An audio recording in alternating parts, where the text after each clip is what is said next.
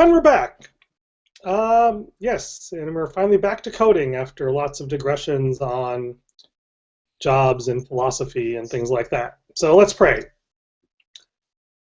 God, just thank you for this wonderful season. Despite the massive uncertainty, we know that you are good. Thank you for a productive session last time. Pray that we'd be able to focus and do good work, that I would listen well and speak clearly, that Daniel would ask good questions and push me and disagree where I need to be pushed and disagreed with, and that we would build something that we can be proud of and that you are proud of. In Jesus' name I pray. Amen. All right. Shall I give you control and you can walk me through where we're at in the code, because I've forgotten since Friday what we were working on? Sure. Okay. Oh, I gotta present to everyone.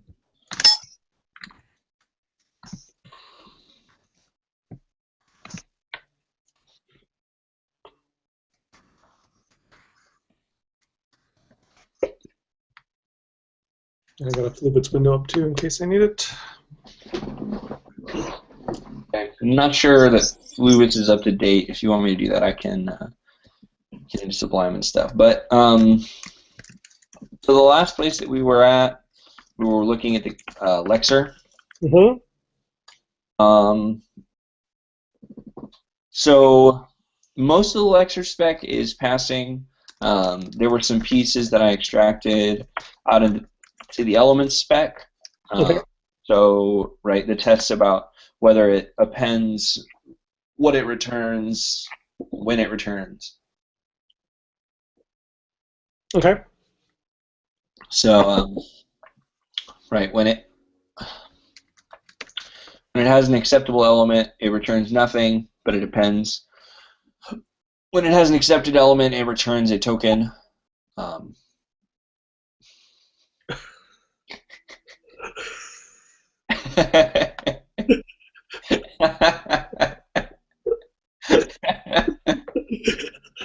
I thought you decided not to take that job offer.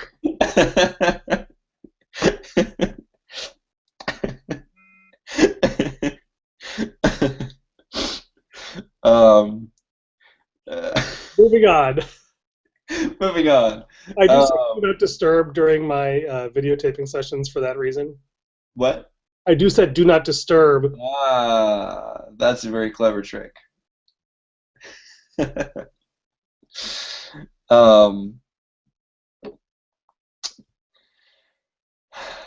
and done. All right. Do and done. So yeah, and I realized there was another way we could do tokens. Actually, we do it. Okay, we'll wait till we get to the token implementation. I mean, yeah, that was kind of the next thing I realized that I needed to do was have a token implementation. Yeah. So the Lexer. I realized. Let's go back to the Lexer implementation because let's talk this through. So the way we have it now is that the token. So we create an element, and it returns a completed token when one exists, and pass it along. So right now, each time we go through the loop, each time we, in our previous stage, we're always creating an element, correct? Yes, I think that's correct. Right, we're creating a new element which may or may not have a unique symbol or car as its body. Uh-huh. And then the element creates a token that it then will pass out. So there's two ways to do this, I realized.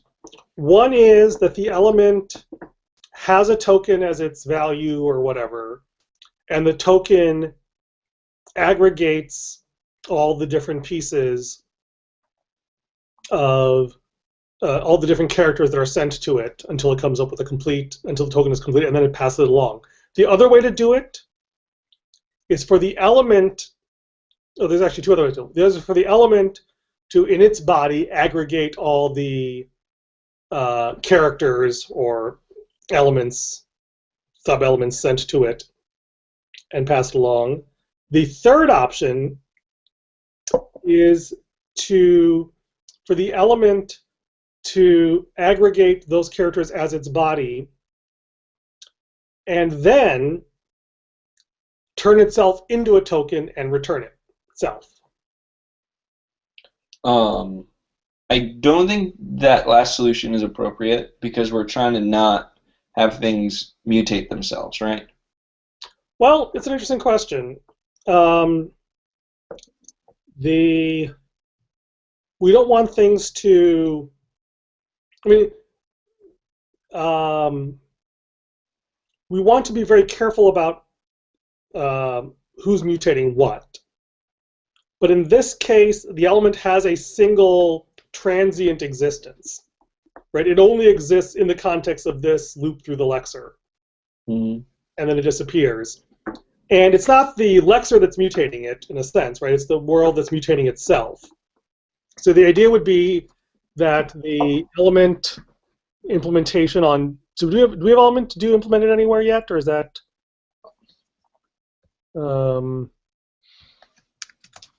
Yeah. Okay. So right now, if element type world value push element, and where's the creation of the element? Down here. Okay, the fire. It gets a SWAN car. So it's always a SWAN car, and car and match break. Sub body car. A Christie element, where its body is set to that character, right? So, right, so the body is set to the car and the value is set to empty. The alternative, you set the body to bracket car, and then every time you call do, it appends the new car, their element dot body 0, right? Element dot body push element dot body bracket 0.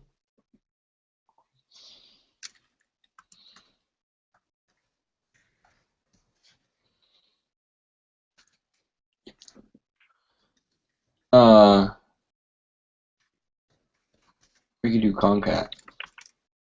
Oh, okay. Even better. And then the idea would be that at the end, you would change essentially world.up equals, where are you? Sorry. I was just fixing the spec. Oh, yeah, sure.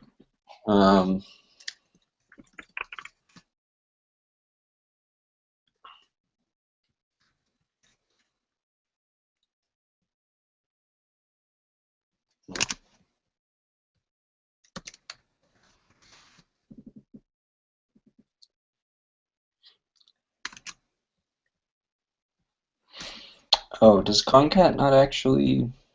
Do what we think it does.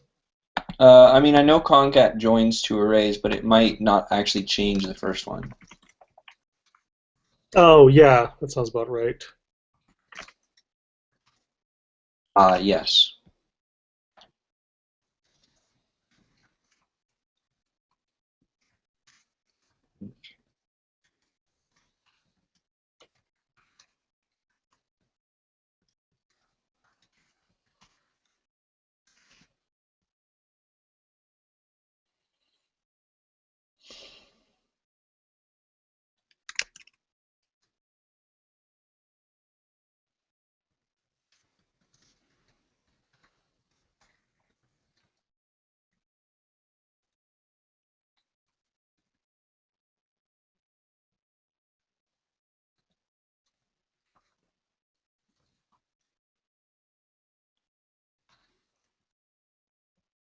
No, it shouldn't be.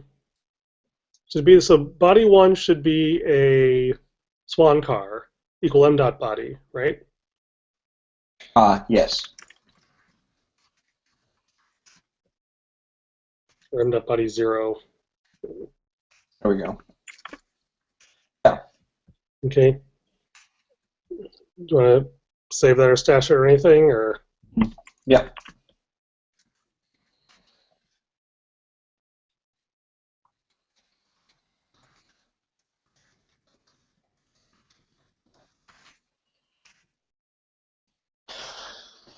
Okay.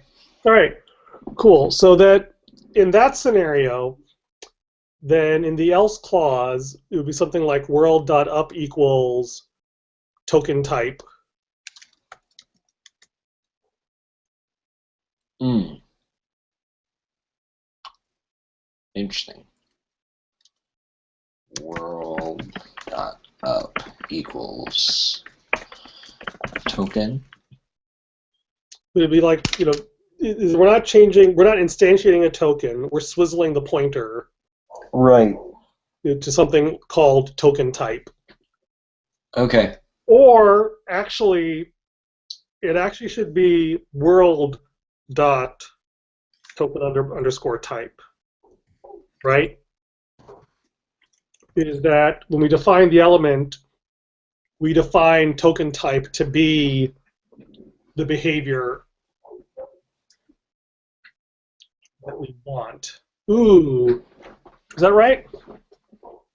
It can be. It doesn't work right now, but it could be. So what you would do is you'd go, let's see, token. We've already overwritten do, though, haven't we? What do you mean? Yeah, so it really wouldn't be a token. Well, wouldn't it? Because the element, doesn't element spawn element.sub, right? Yeah. So it would override do. No. Wait. Yeah? Yes. Yes, it would. Yeah. Right, because do is on element. Right. So what you can do is you can do factory.type, or I mean, really, you can do world dot. Well, we don't have to even this may actually just go away and becomes just a field on the element. On the like in our actual where we actually instantiate our elements, like whitespace element, we just create a right element.sub. So then we have a token. Token. You can just call it that. Just a dictionary. No. It's actually an object. It's not just a string. Okay. Right. So token, which is an object which has type : whitespace token.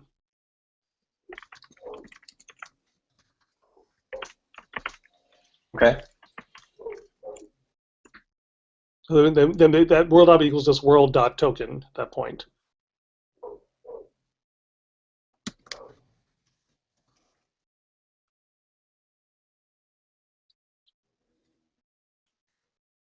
Okay, but this is not a world. Ah. The up isn't going to work properly. So that would be new world.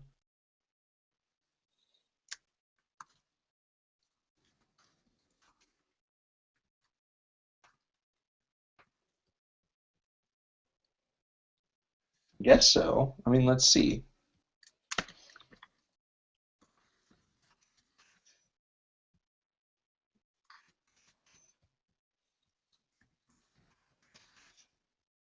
And do we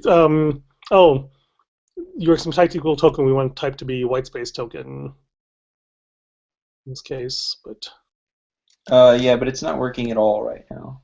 okay. Here's a question. You told me once that you really dislike the fact that that there's no end block on well, that probably doesn't really help at this point, but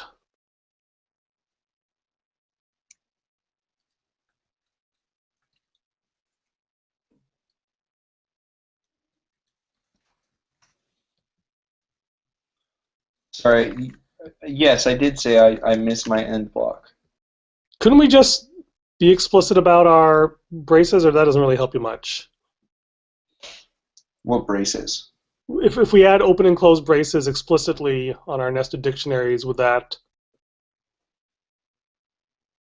be any better or not really? No, I worry about it more in functions than dictionaries Okay. or methods. Methods in class declarations, etc. All right. Let's see.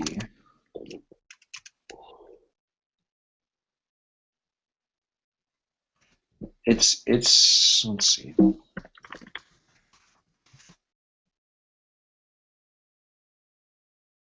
Should we actually just check the element creation thing to see if the token is well defined?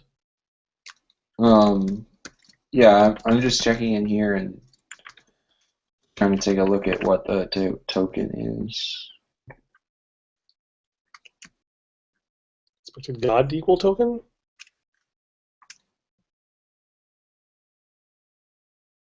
Yeah, it's saying that world.token is undefined.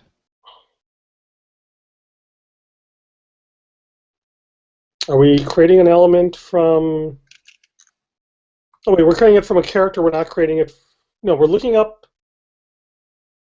the character, and then based on character, we should be instantiating a... Okay, we see the up there, right? Wait, is white space element part of the up? Ah, that's why. Yeah. Because it's up is white space element. World.get token. That's solve the problem, right? Yes. There we go. Yeah, unless... Now it's a white space token.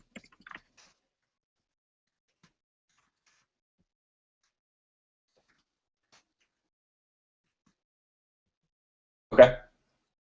All right. Save it.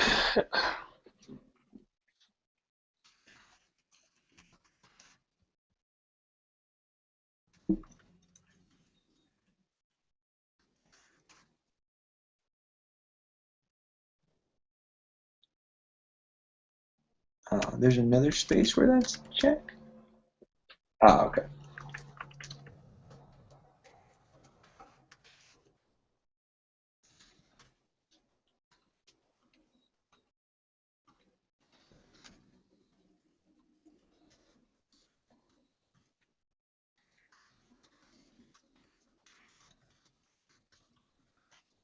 Okay.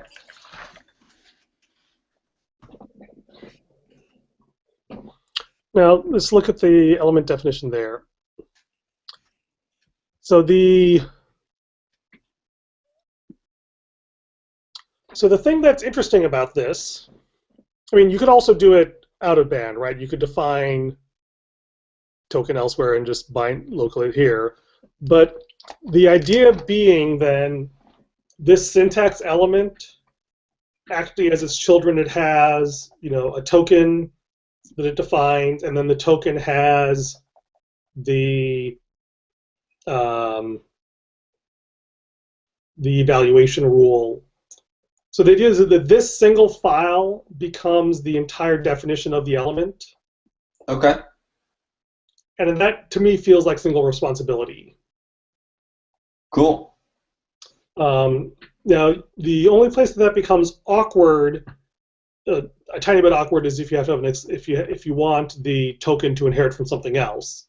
But that's you can just like move it out of band, right, and create it, and then just create a reference to it rather than creating it directly here. Sure. So, all right. So we have a token, and then what is the token supposed to do? Did we talk about that? I mean, the tokens get mashed up into expressions which get evaluated. Right. Do we actually have the explicit spec for the parser that? So we have a trivial spec for the token. Do we not have a parser spec? There we go. Oh, much better.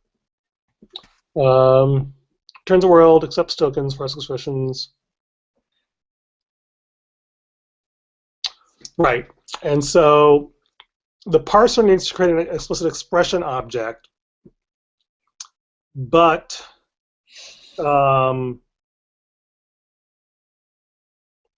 the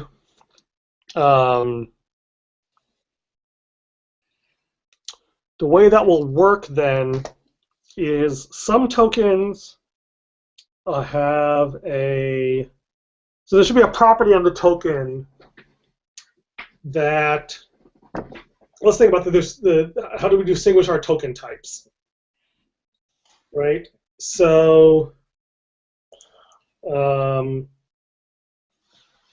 basically a token should either it either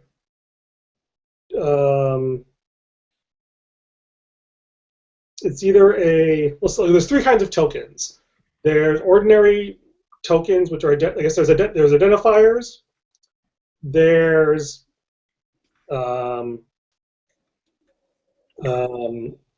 terminals, and there's contexts. Okay.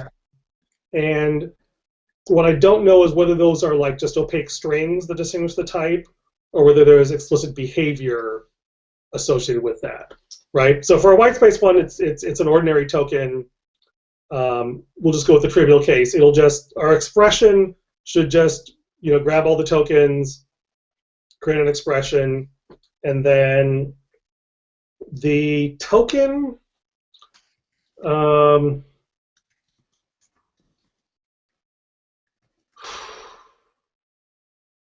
question is, when do we call do on the token? Is so the white space token has the property that if it's the first object and you call do on it, it will just return that object.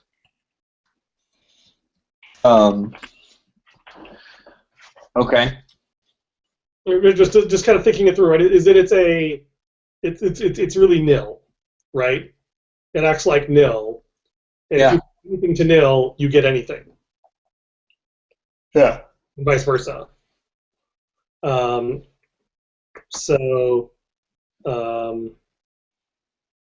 Okay, so I think the next thing is not so much worrying about that, but we're going to need an expression object, right? So going back to our parser, let's see, it okay, I think got the Hi.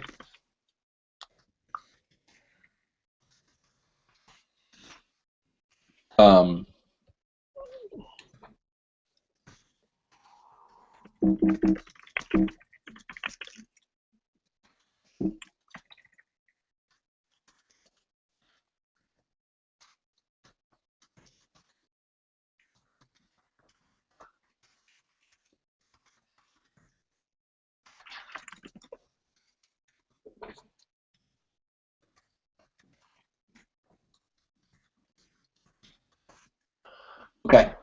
all right. And then our parser,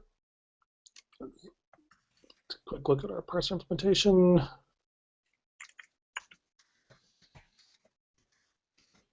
We have no parser implementation.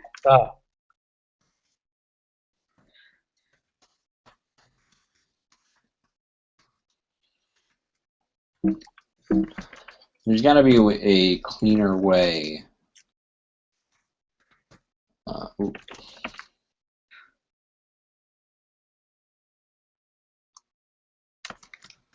You could just do module exports equals. No, I guess not. Oh, it does feel like there's a design pattern here we're missing. That would probably be something. The other thing I thought about, is maybe more of an issue to file rather than something to do now, is instead of using new world, use like god.spawn. Okay. Let me just file an issue on that. Is that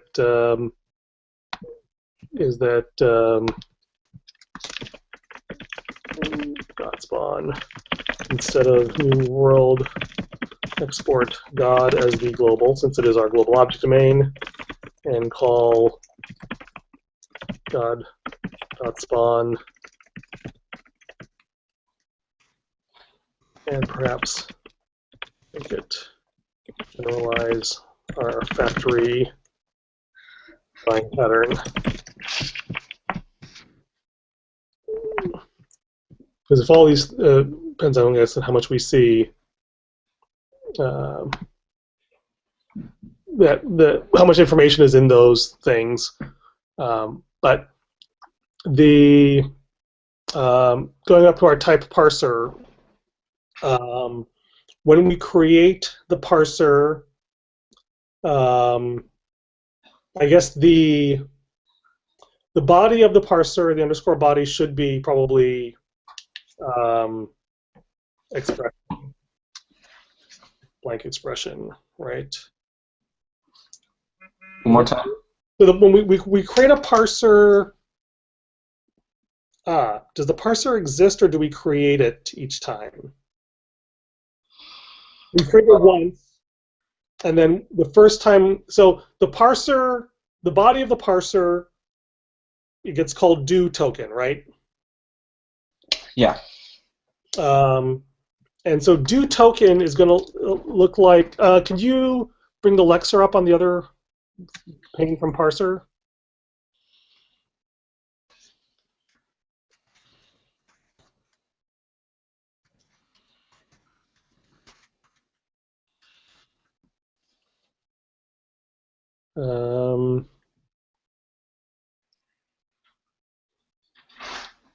Right, so it basically is going to be a little different, but it's going to be very analogous to it, where we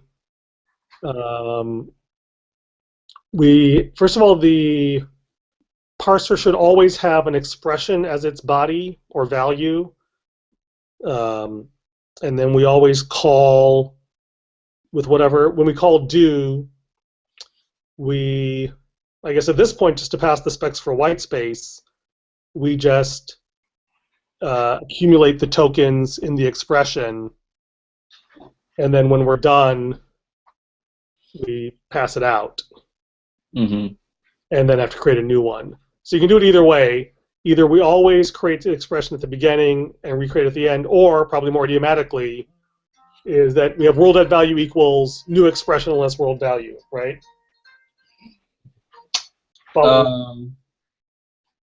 Like we just copy the implementation of Lexer into Parser as a starting point. Okay.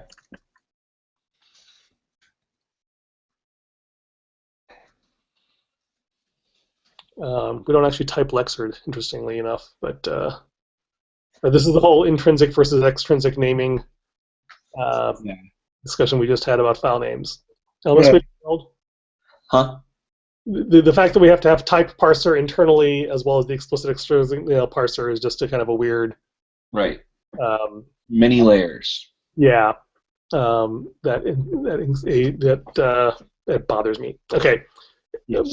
But I don't know if there's what the right solution is. Okay, so here that basically it's world value instead of, so the next line, the return world equals value, world dot value. Mm-hmm. That should be just world dot underscore value equals new expression. Get rid of the word return. And that'll be like, or just I guess expression parenthesis. Given whatever our with the same. Don't get rid of the unless.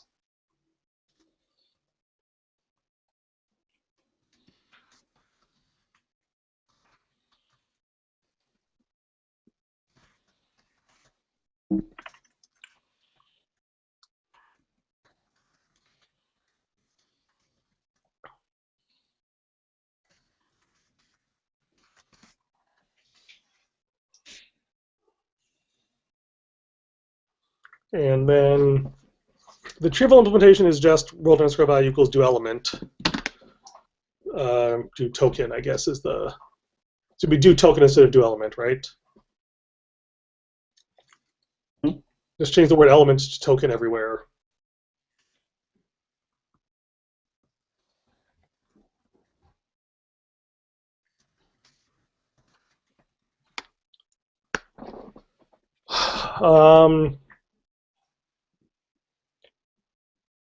That's an interesting thing. So the trivial case where we're just aggregating is probably fine for now.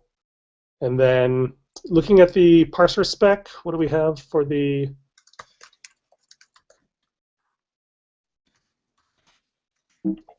What do we have two parser specs? Because that one doesn't exist, actually. Okay.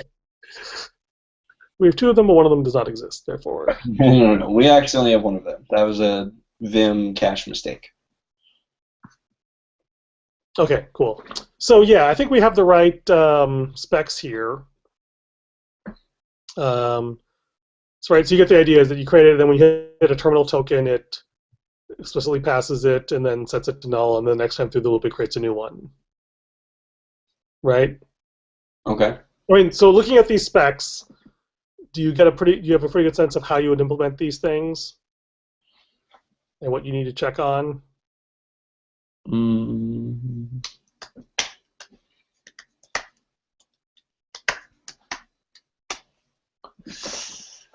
I mean, it is very similar to the Lexer, right? Here's a hint that I think will help. Go back to whitespace.coffee, and let's underneath the token. I see. I missed that.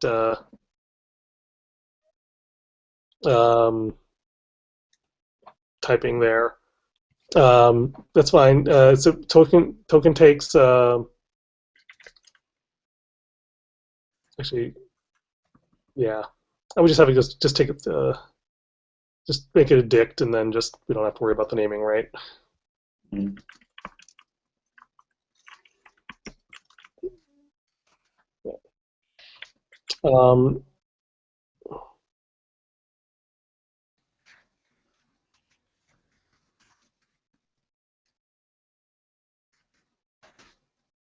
And then we would have sorry,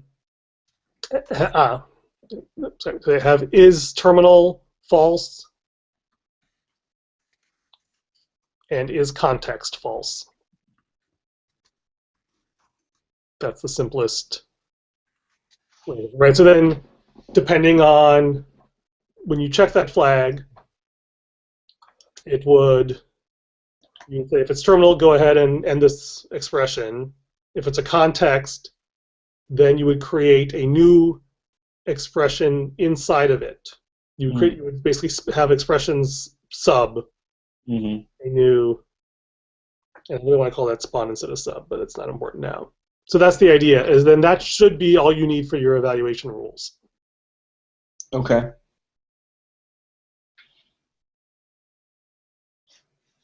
All